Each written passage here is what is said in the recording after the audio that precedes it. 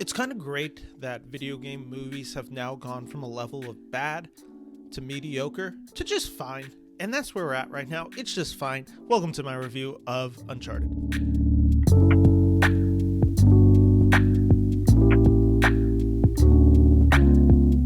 Hello, my name is Ben Friedman, and today we are covering the newest Sony release directed by Ruben Fischer, who also directed Zombieland and the first Venom film. And this film is Uncharted, starring Tom Holland and Mark Wahlberg. And if you've seen movie trailers in the past, it feels like a year, maybe 2 years, you've seen this. Fortune favors the bold, all that. It's based on the video game Uncharted, and it follows Nathan Drake, an adventurer who goes after treasure.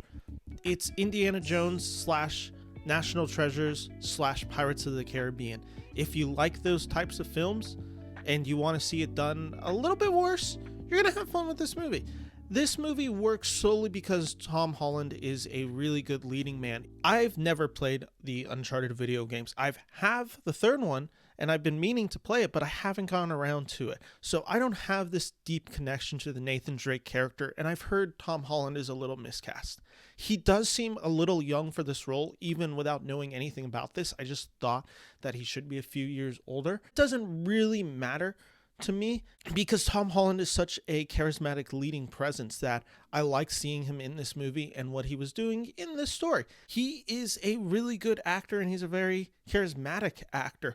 Did the whole time when I was watching him, did I just keep thinking that's Peter Parker? Was it so hard to disattach that, especially when he's swinging around or doing these crazy parkour flips and jumps and all that? I'm like, okay, that's Peter Parker, that's Spider-Man.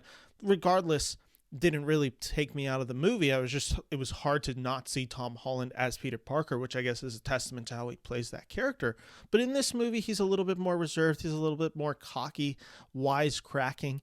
He's supposed to be a little bit more of an Indiana Jones prototype. Mark Wahlberg, on the other hand, is very much Mark Wahlberg in this movie. He's doing the wisecracks. He's doing his typical comedy, doing his action. He's definitely not as heavy action as he's been in some of his previous works the past decade. This one, he gets to take that backseat and let Holland do a lot of the big stunts and action sequences, and he just kind of gets there to be the straight guy comedic relief. And he also has this weird thing where he's just obsessed about gold, and it kind of feels Mr. Krabs like from SpongeBob, where it's just like, give me guy gold the whole time. He just like every scene where there's gold, he has the old cartoons where just money comes popping out of their eyes like whoa.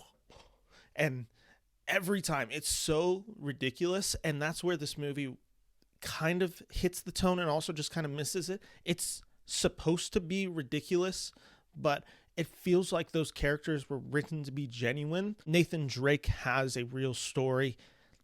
The woman that is also with them, whose name I am blanking on, the woman Chloe Fraser, played by Sophia Ollie, who I actually quite liked in this movie. Someone who I've never heard of. I thought she did a really good job and was a really good screen presence along with Tom Holland.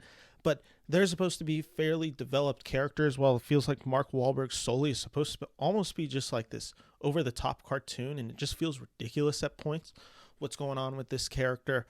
And that's a lot of this film. A lot of the time it just feels ridiculous and you're just kind of left wondering what's going on. But once you start turning off your brain, I was really invested in this movie. I thought the action was really good. Is it overly CGI? Yes, of course it is.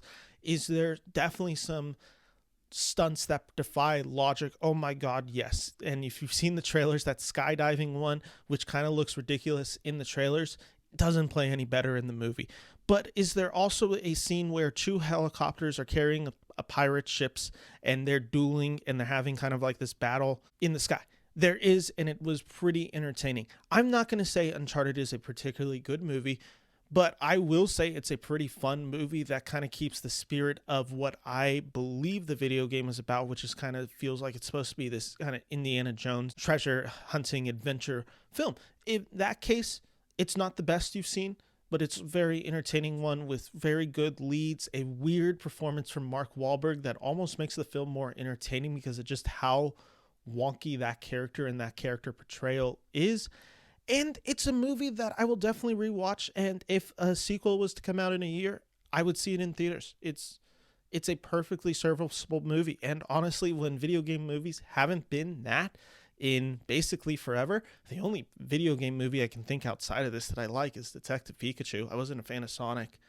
But besides this, I mean, it's probably top 3 video game movies of all time. I'm trying to think if there's anything else that now disqualifies. Hopefully the Halo TV show is great. But yeah, I liked Uncharted for what it was, and I knew going in this wasn't going to be the best action movie I've seen this year. I was just hoping for fun, and that's what I got with this film. It delivered on big, dumb fun in a really high adrenaline, fast-paced way, and I like the movie for that. So that's my review of Uncharted. So guys, thank you for listening to this review. Make sure to check me out on the Beniverse, and make sure to like and subscribe to this channel. Thank you guys for listening. Take care. Bye-bye.